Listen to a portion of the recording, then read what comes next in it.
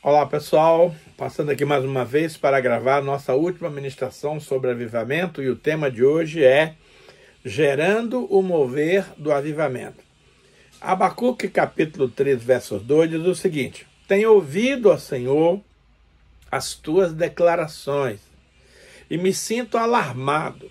Aviva a tua obra, ó Senhor, no decurso dos anos, e no decurso dos anos faze-a conhecida. E na tua ira, lembra-te da misericórdia. Vamos ter uma palavra de oração. Pai, muito obrigado, Senhor, pela oportunidade que o Senhor me concede de ministrar a tua palavra para as pessoas que estão nos assistindo. Senhor, eu não sei quem está do outro lado da linha, mas o Senhor sabe. Então eu quero te pedir, papai, que o Senhor esteja, Senhor, dando unção e sabedoria a mim, para gravar essa mensagem debaixo do poder, da autoridade do nome de Jesus, debaixo da unção poderosa do Espírito Santo, e também, Senhor, todos aqueles que vão estar nos assistindo do outro lado, que também receba do Senhor uma unção maravilhosa para estarmos aqui ministrando a tua palavra, para instruir o teu povo para este assunto importantíssimo que é o avivamento que está chegando, Senhor, lá do céu, para alcançar as nossas vidas, as nossas igrejas, a nossa cidade, o nosso estado, o nosso país e as nações da terra.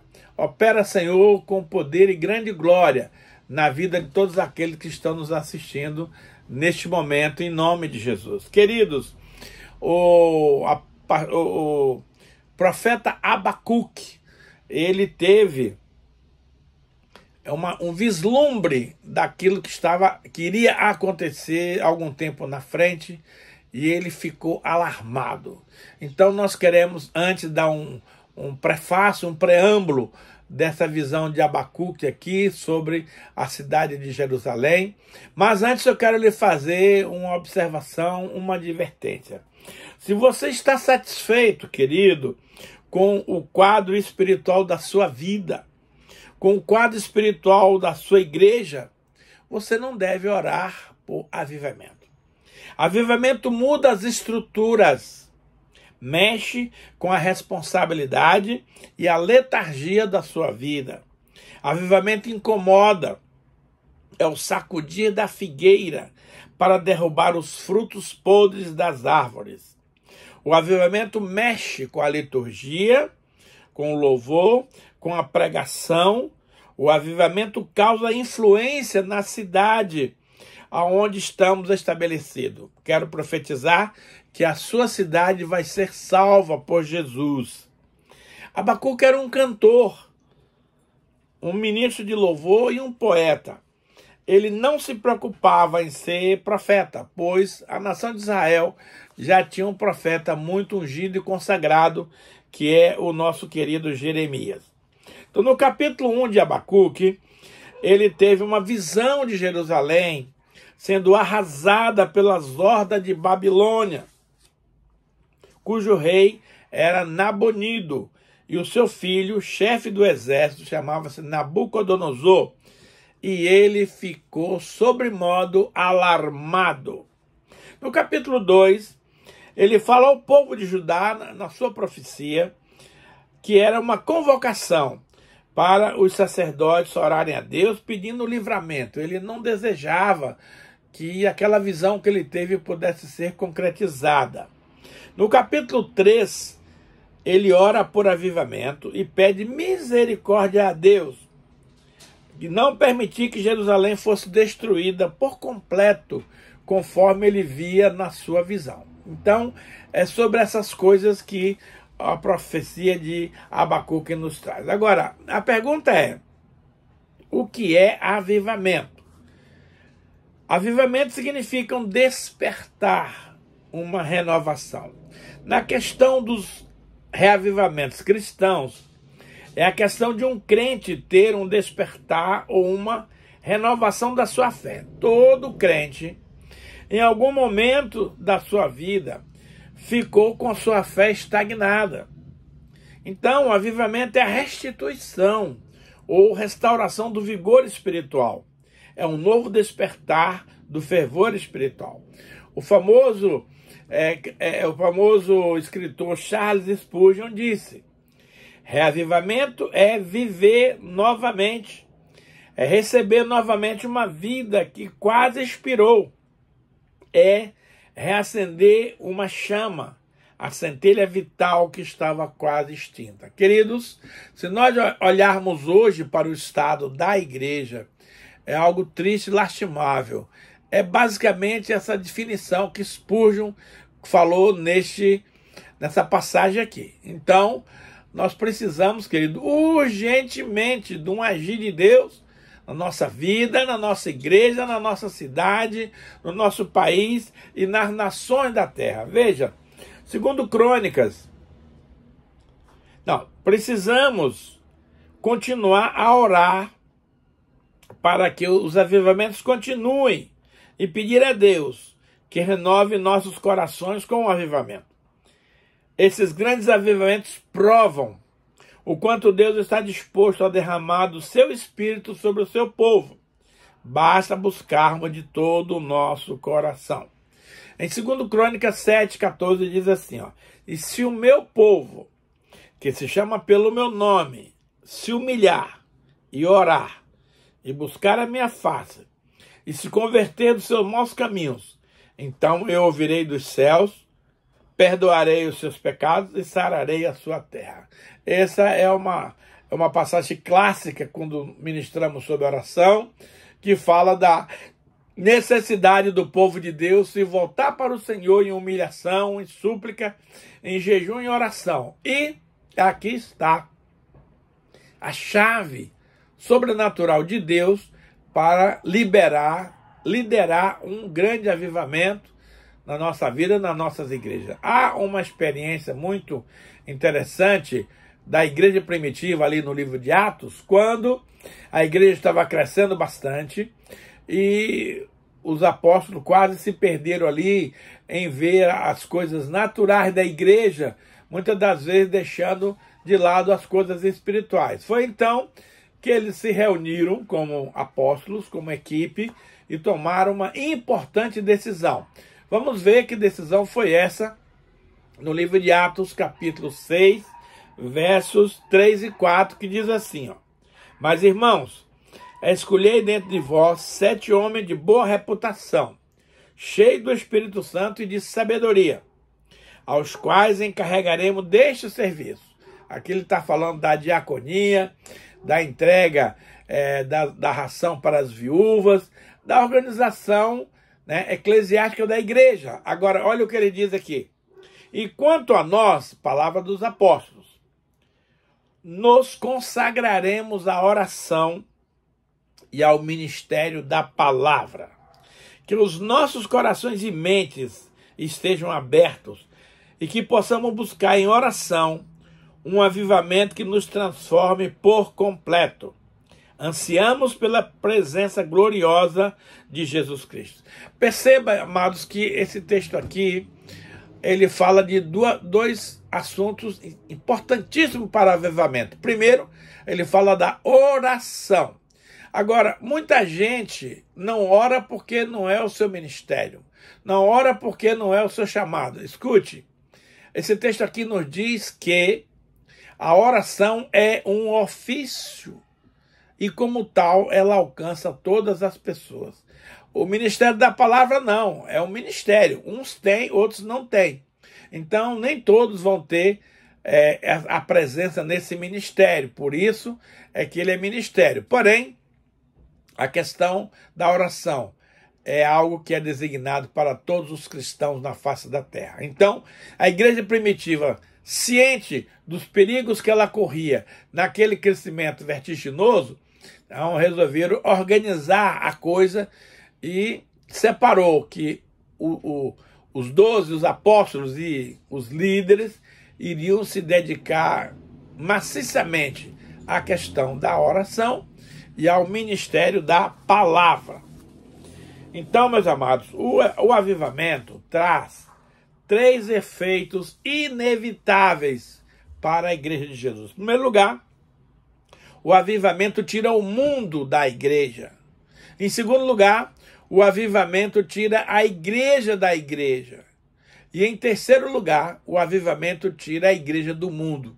Nós vamos discorrer sobre essas três situações e você será grandemente edificado. Veja, na questão que no avivamento tira o mundo da igreja. Vivemos hoje num momento, amados, onde o mundo está conturbado, onde tem muita coisa, onde praticamente a igreja o mundo acessou a igreja. Então hoje fica difícil você separar uma coisa da outra, mas isto não pode acontecer. O mundo é o mundo, a igreja é a igreja. Veja, em Mateus 5, 13 e 14 está escrito o seguinte: vós sois o sal da terra. Ora, se o sal vier a ser insípido, como lhe restará o sabor? Para nada mais presta senão para ser lançado fora e pisado pelos homens. Queridos, eu penso numa situação da seguinte forma: quando a Bíblia diz que nós somos o sal da terra, nós precisamos entender essa metáfora para compreender o sentido que o Senhor quer passar para nós. Veja, o sal, ele diz aqui que é para restaurar o sabor.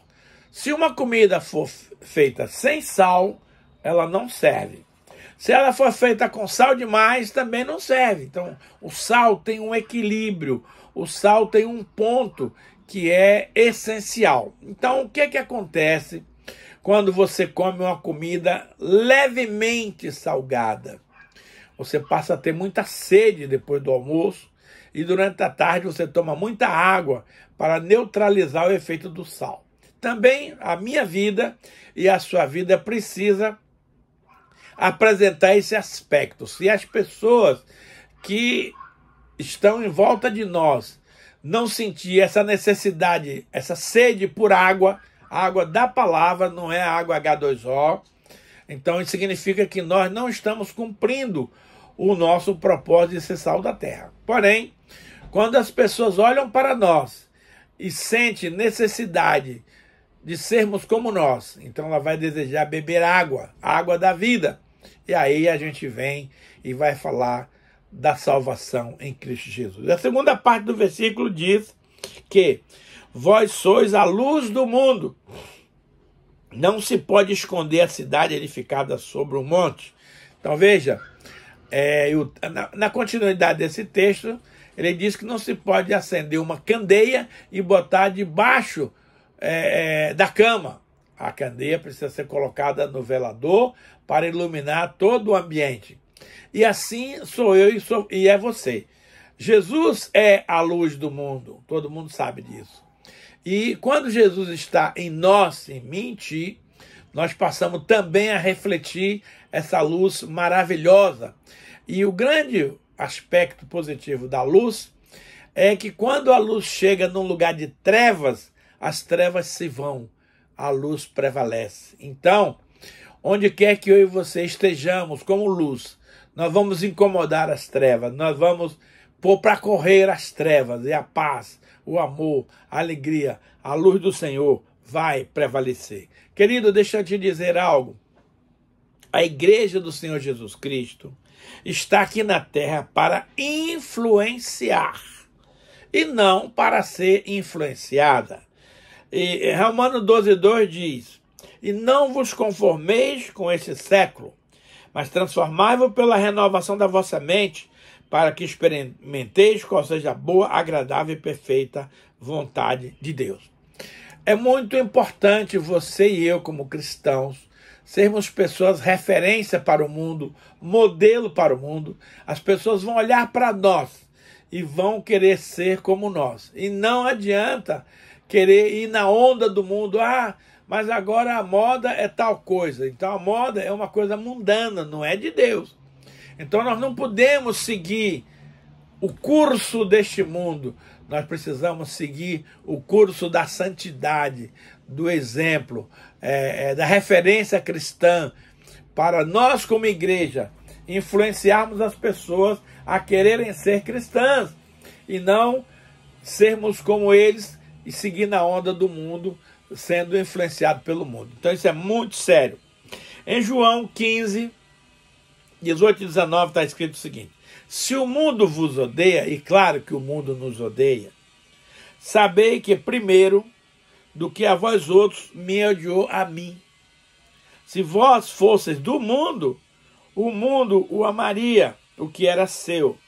Como todavia não sois do mundo, pelo contrário, dele vos escolhi, por isso o mundo nos odeia.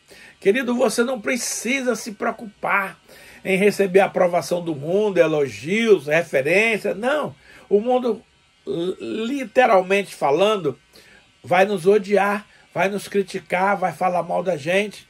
Então a gente precisa viver nesse mundo sem nos envolver diretamente com ele.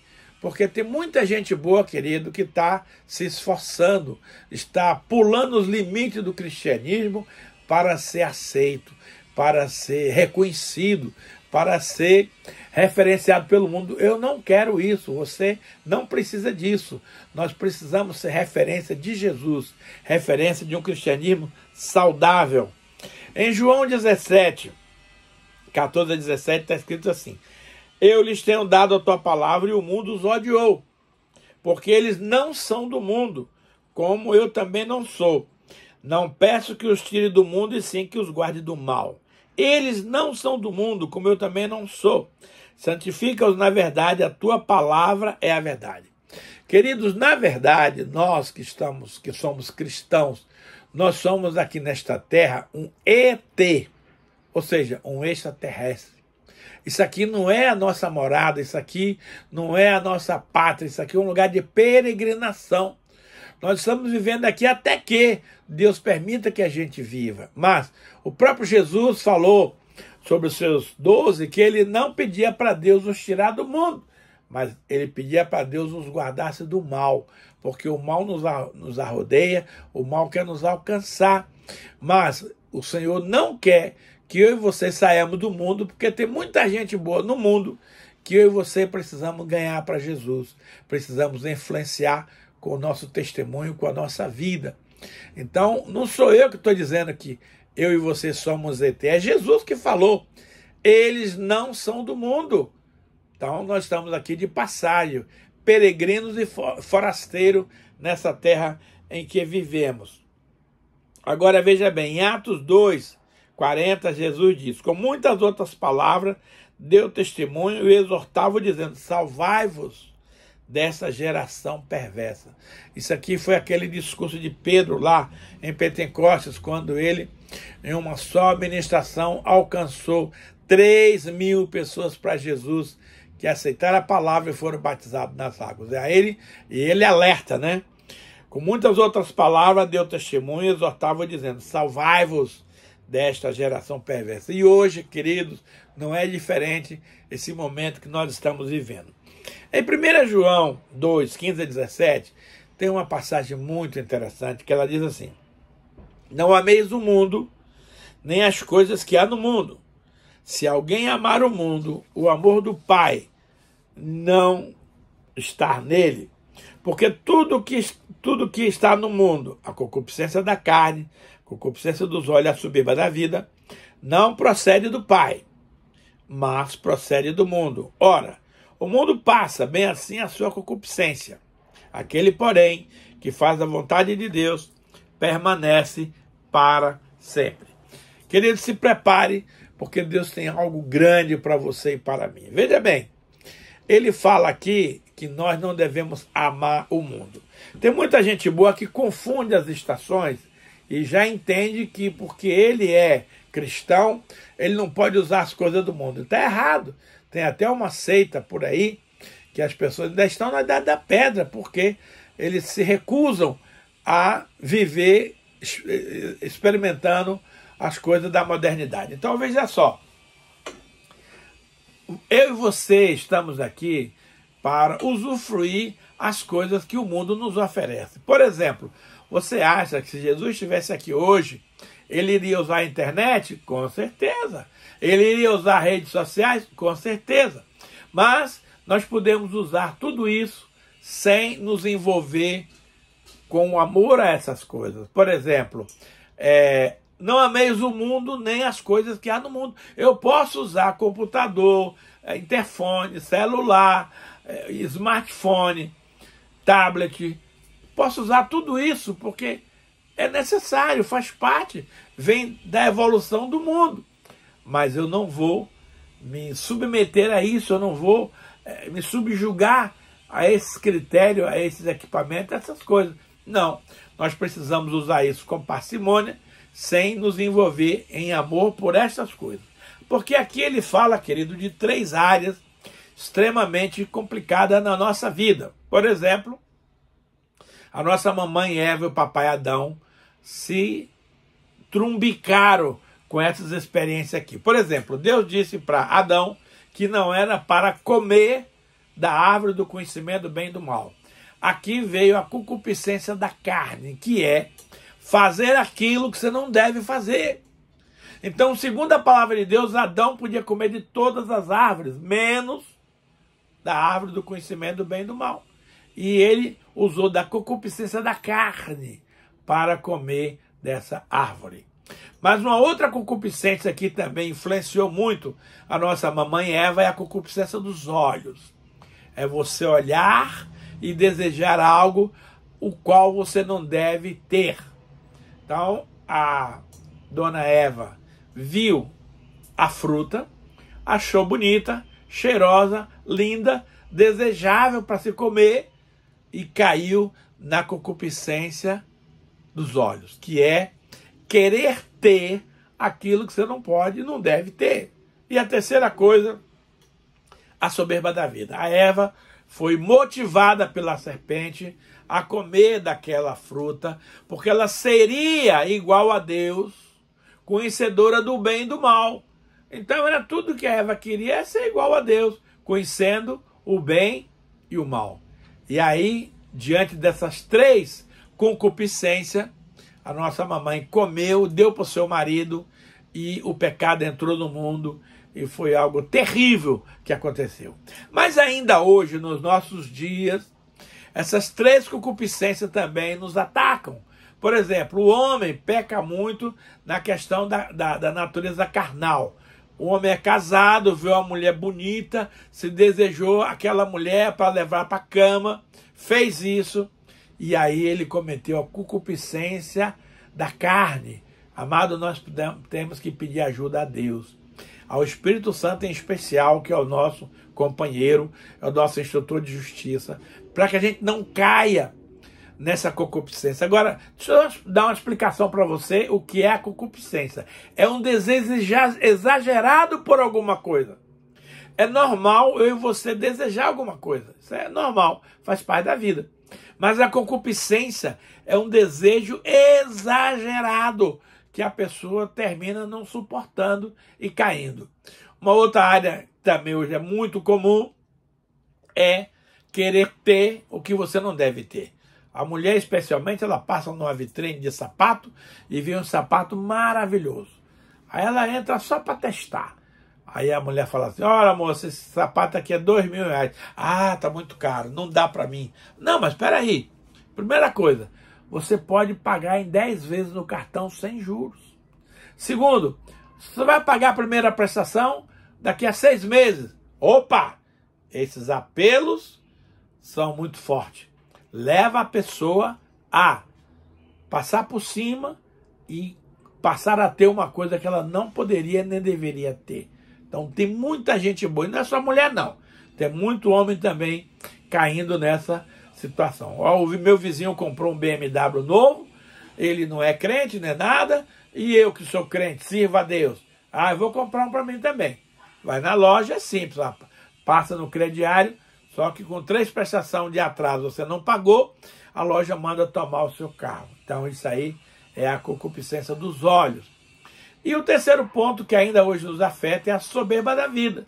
Você vê a vida de um astro do futebol, astro de cinema, astro de qualquer coisa aí da televisão, aí você quer ser igual àquela pessoa. Querido, deixa eu falar uma coisa para você. Deus não criou clone de ninguém. Cada ser humano, como você e eu, somos exclusivos. Nós não temos cópia. Então você precisa ser usado como você é. Não queira ser igual a ninguém, porque você é uma pessoa única que Deus fez. Então veja bem, o segundo ponto aqui diz que o avivamento tira a igreja da igreja. Amados, o reino dos céus, a outra parábola lhe propôs Jesus dizendo: o reino dos céus é semelhante a um homem que semeou a boa semente no campo. Mas enquanto os homens dormiam, veio o inimigo deles e semeou joio no meio do trigo e retirou-se.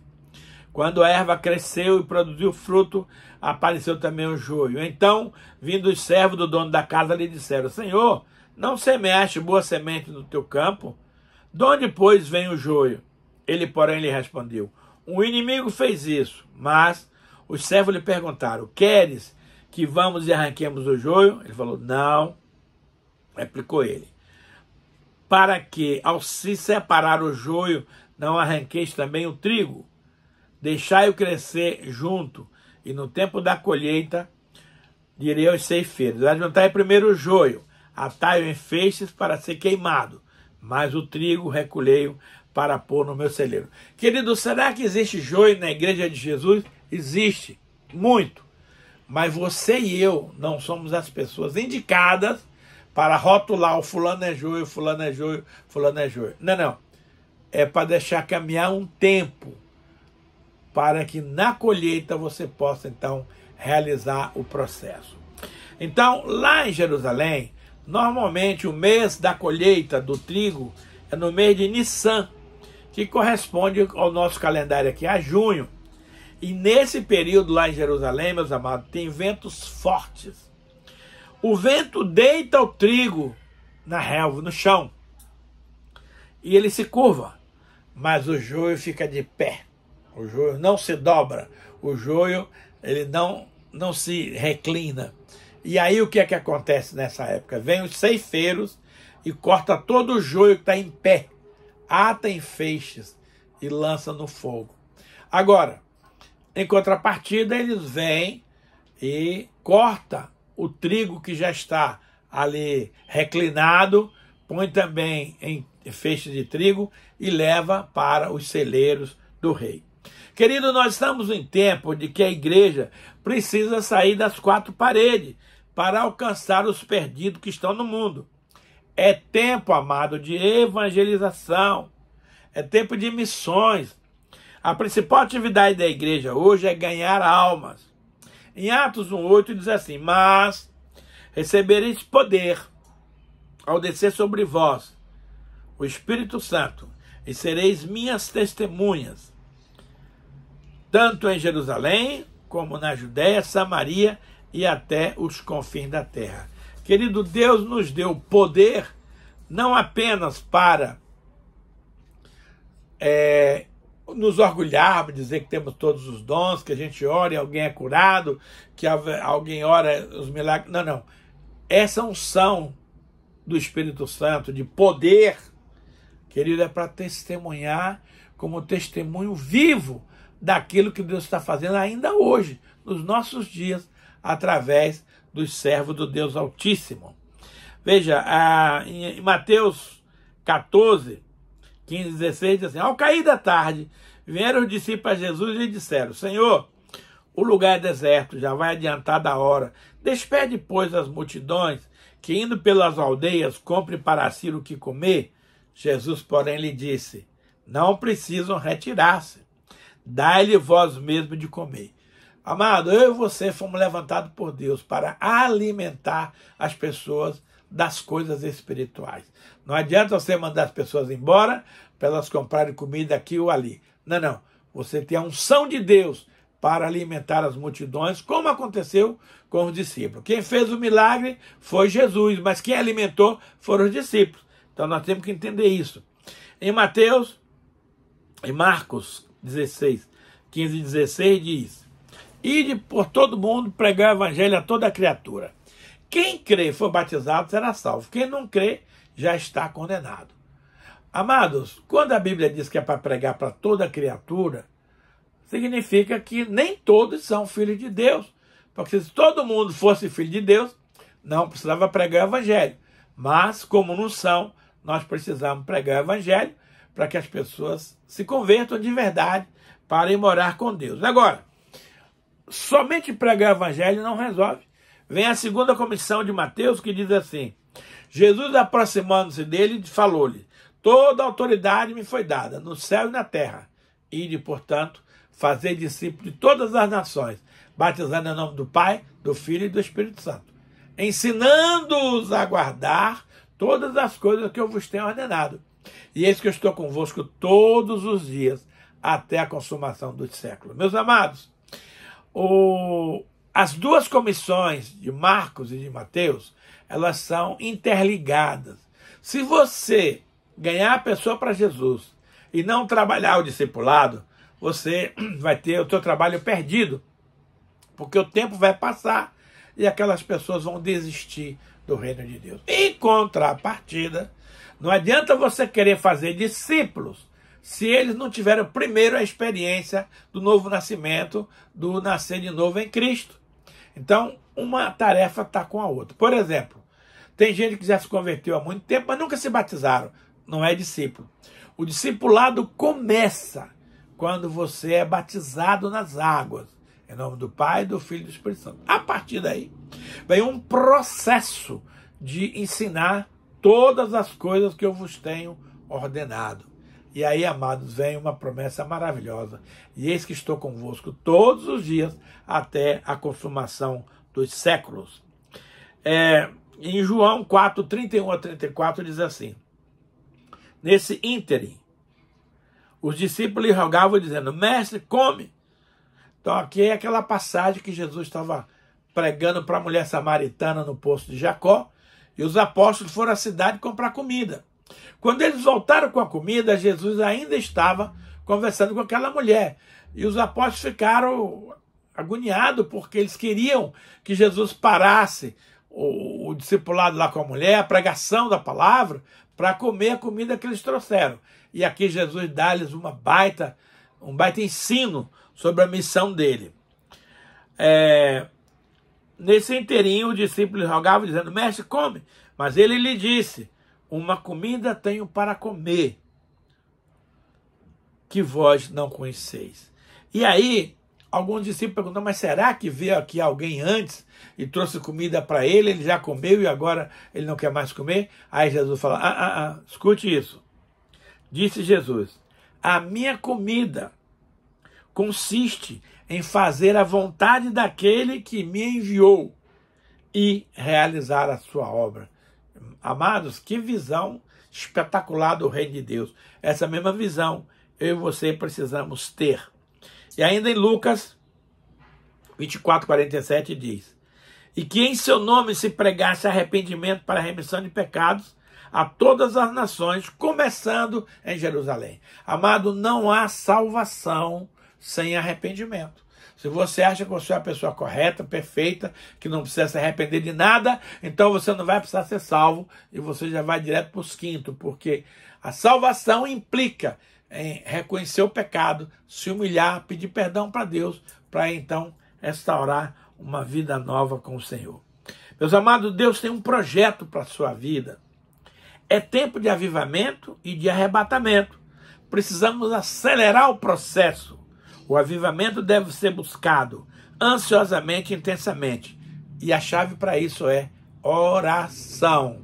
Olha só, Isaías 44, 13 e 4 diz assim: porque derramarei água sobre o sedento e torrente sobre a terra seca. Derramarei do meu espírito sobre a tua posteridade e a minha bênção sobre os teus descendentes. E brotarão como a erva, como o salgueiro junto às correntes de água. Queridos, precisamos ter sede de Deus, não sede das suas bênçãos. Olha um exemplo aqui das corças, no Salmo 42, 1 e 2 diz assim: como suspira a corça pelas torrentes de água, assim por ti, ó Deus, suspira a minha alma. A minha alma tem sede de Deus, do Deus vivo. Quando irei e me verei perante a face de Deus? Imagine uma situação, querido, nos desertos da Judéia, um calor de rachar, um sol causticante, e as corças correndo pelas colinas, pelas montanhas, suando aquele calor infernal, e elas buscando água. tudo que a corça quer é água para beber e também para se refrescar. E de repente ela dão de cara com um oásis, aquela lagoa cheia de água. Ai, que a corça se deleita, vai lá, bebe da água, se banha na água.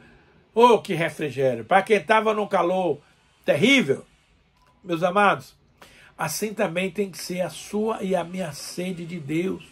Se você está enfastiado, se você está de barriga cheia, se você não quer nada com as coisas do Senhor, lamento, mas eu tenho sede de Deus como a corça tem sede das águas. Por isso, eu busco ao Senhor nas madrugadas, em todos os momentos que eu posso, porque eu preciso da presença do Deus Todo-Poderoso.